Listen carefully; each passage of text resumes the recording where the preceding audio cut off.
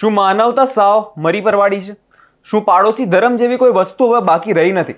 માત્ર બાળકોના નાનકડા ઝઘડામાં શું કોઈનો જીવ લઈ લેવો, આ છે આજના સમાજની વાસ્તવિકતા.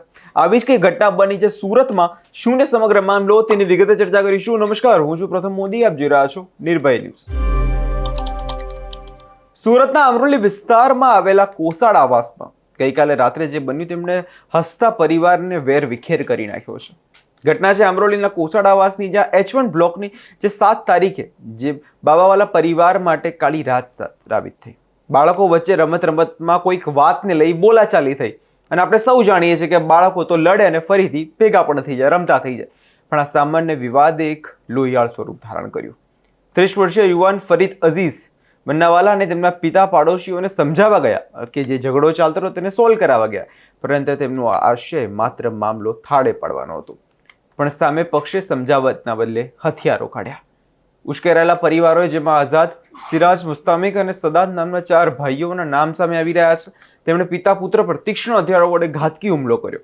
ફરીદ પણ થયેલા ગંભીર અને તથા તેને હોસ્પિટલ પહોંચાડવામાં, જે ખૂબ લોહી લુહાણ થઈ ગયું હતું, તે બાદ તેમને હોસ્પિટલ પહોંચાડવામાં આવ્યા. તે પહેલા જ તેમનું ત્યાં મોત થઈ ગયું હતું.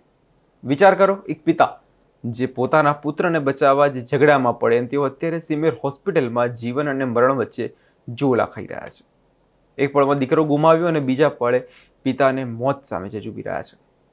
આ મૃતક એક રિક્ષા ચાલક હતો. દિવસ રાત મહેનત કરીને પોતાનું 2 માસૂમ બાળકો, પત્ની અને વૃદ્ધ માતા પિતાનું ગુજરાન ચલાવ્યો હતો. આજે તેના 2 માસૂમ સંતાનોમાંથી પિતાનું છત જતું રહ્યું છે. સિમેર હોસ્પિટલમાં પોસ્ટમોર્ટમ રૂમની બહાર જે દ્રશ્યો જોવા મળ્યા, તેનાથી સવાલ ઉભા થાય છે. વ્યક્તિની આંખો ભીની કરી દીધી છે.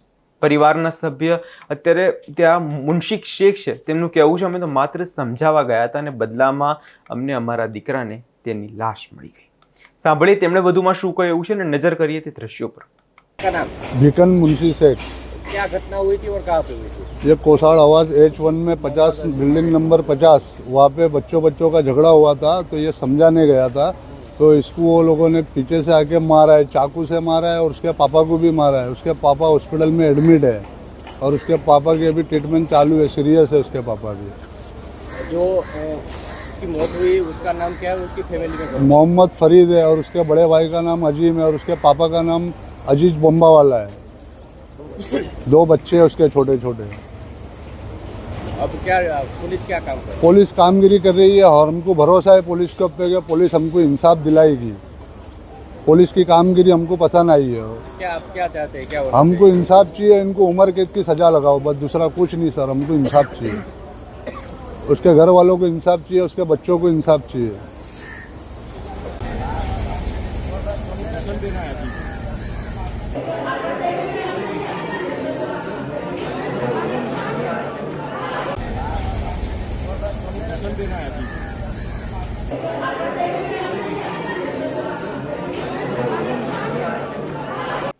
ઘટનાની ગંભીરતાને જોતા અમરોલી પોલીસનો કાફલો તરત જ સ્થળ પર પહોંચી ગયો હતો અને હાલ સમગ્ર વિસ્તારમાં પોલીસ દ્વારા બંદોબસ્ત ગોઠવી દેવામાં આવ્યો છે, જેથી કોઈ અનિચ્છનીય બનાવ ના બને.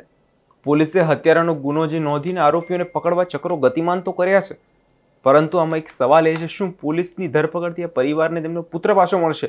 એક પરિવારની એક જ માંગ છે કે આરોપીઓને સખતમાં સખત આજીવન કેદની સજા કરવામાં આવે. કારણ કે આપણે જોતા હોઈએ છીએ કે નાનકડા ઝઘડાએ આટલું મોટું ઉગ્ર સ્વરૂપ ધારણ કરી લીધું, જેમાં જે વ્યક્તિનું મોત થયું, તેના પિતા અત્યારે હાલત તેમની ગંભીર છે. શું આ છે આજની સમાજની વાસ્તવિકતા? કારણ કે આજના સમયમાં જે આપણે જોવા જઈએ તો સુરતમાં, ખાસ કરીને સુરતમાં જે છે ક્રાઇમ રેટનું પ્રમાણ દિવસે ને દિવસે વધતું હોય, આપણે તે અનેક બનાવો જોતા હોઈએ છીએ અને આ જેનો એક નમૂનો છે.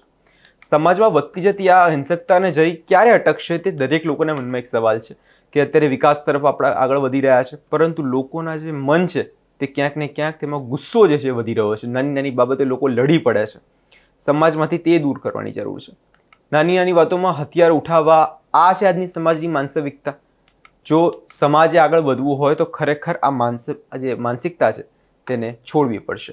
આ વિષયને લઈને તમારો શું અભિપ્રાય છે તેમને કમેન્ટ કરી ચોક્કસથી જણાવજો અને અમારી ચેનલ નિર્ભય ન્યૂઝને લાઇક, શેર અને સબસ્ક્રાઇબ કરવાનું ભૂલશો નહીં.